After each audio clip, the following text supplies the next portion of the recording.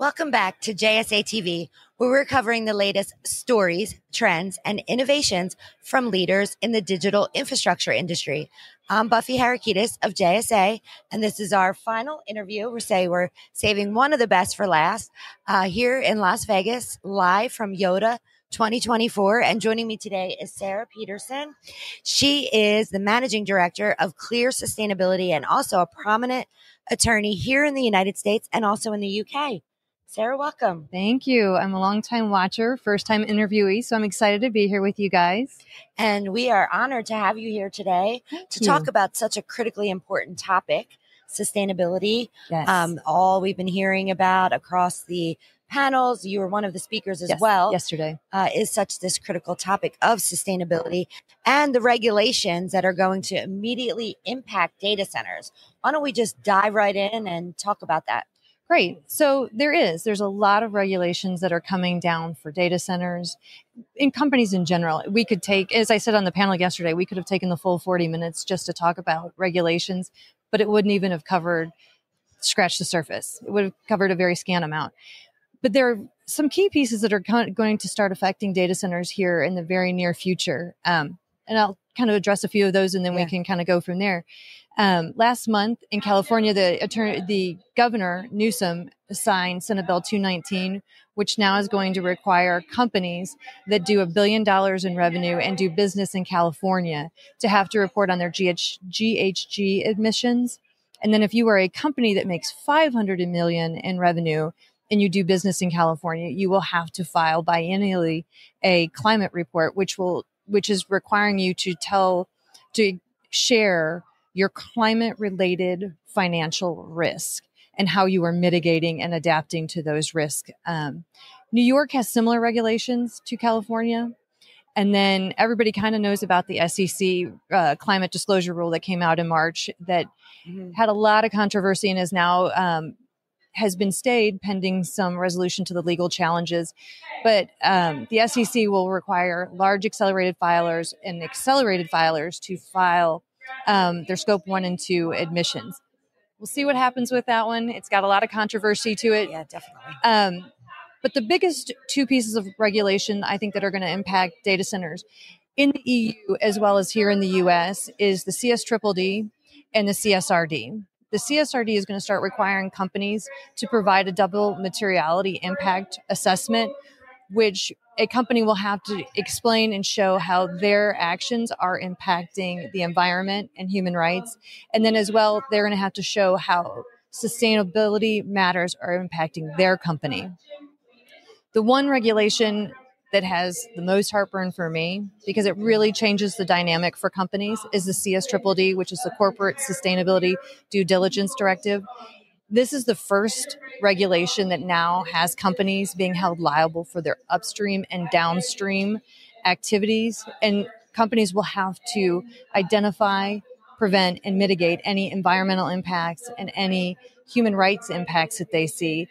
And if they have anyone in their supply chain that is having an environmental impact or is causing a human rights issue, that company, if it's a bigger company and their supplier is an SME, they will have a responsibility to provide either financial support or training to that company to help mitigate the impacts that they're having. So obviously, that was a lot. So many stringent requirements for data centers and companies globally, as you mentioned, and you ran down that list for us. Thank you so much. So how can data centers and companies comply with all of these regulations? What are some of your recommendations there? So one of the key things that I think companies need to be doing now is, and listen, these regulations, companies have been given criteria, but not a lot of really good guidance as to how to start implementing these regulations. But companies need to really start developing a very strong due diligence program. They need to start examining their relationships with their suppliers. The big thing, obviously, as an attorney for me, is starting to look at their contracts and their contractual obligations and ensuring that your contracts contain the language that holds everyone accountable for complying with the regulations, not just the company itself, but that you have the ability to have your suppliers also comply with Accountability. accountability. Yeah, Definitely. and ensuring that the information that you're getting from your suppliers and that you are providing is transparent and truthful, and that you have the ability to quantify the information that you're giving, that you can back up why you are making the statements that you're making. That's great advice there. And how about when it comes to operating across borders? Because there's so many data centers and obviously companies that are operating across borders and different regulations from country, continent to country. Yeah. So give us some information there. So I get this question a lot about, yes, exactly. How do I start? Where do I even start? Which regulation do I comply with? I get the question a lot about what's going to happen in the US. And my answer to that one is, let's see what happens on November 6th, because a lot of what's going to, with the political landscape here will dictate what rules and regulations will come into play. If I had my crystal ball, my advice to companies is start looking at complying with the EU regulations. The EU since 2019 has been a leader in developing sustainability regulations.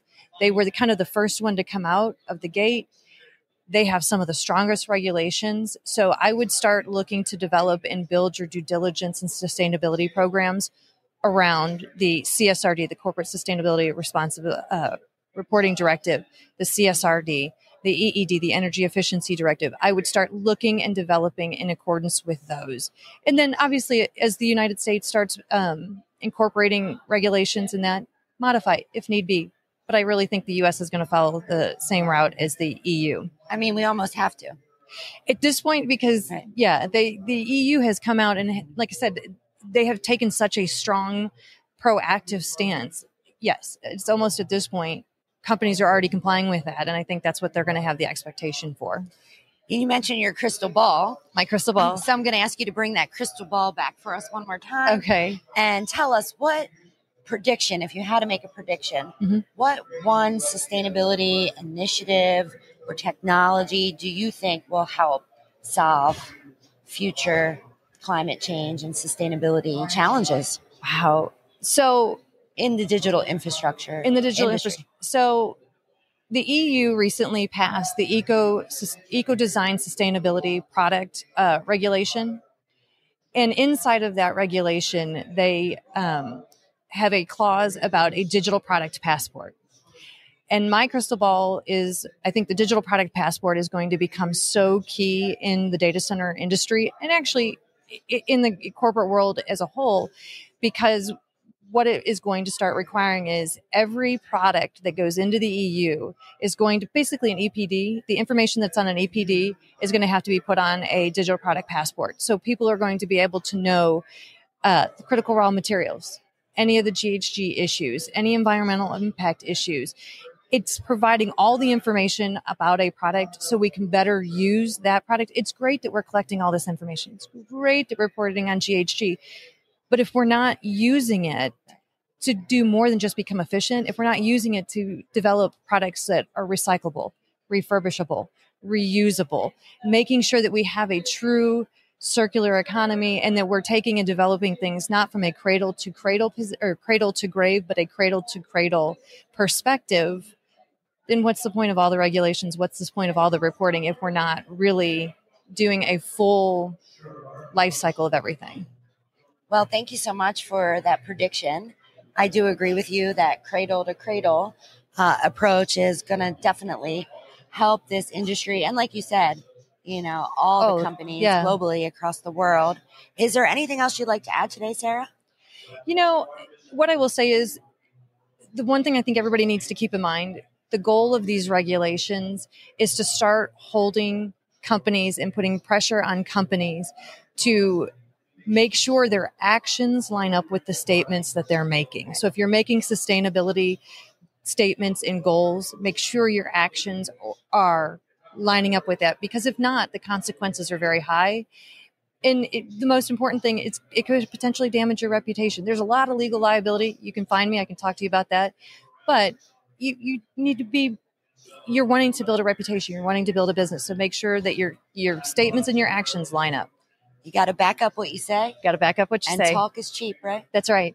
That's right. So, Sarah, thanks so much again for joining us today here on another episode of JSA TV. If viewers want to go and learn more about clear sustainability or your practice as a prominent attorney here in the U.S. and the U.K., tell viewers where they can go. Clearsustainability.com is where it has all the information, so they can find me there.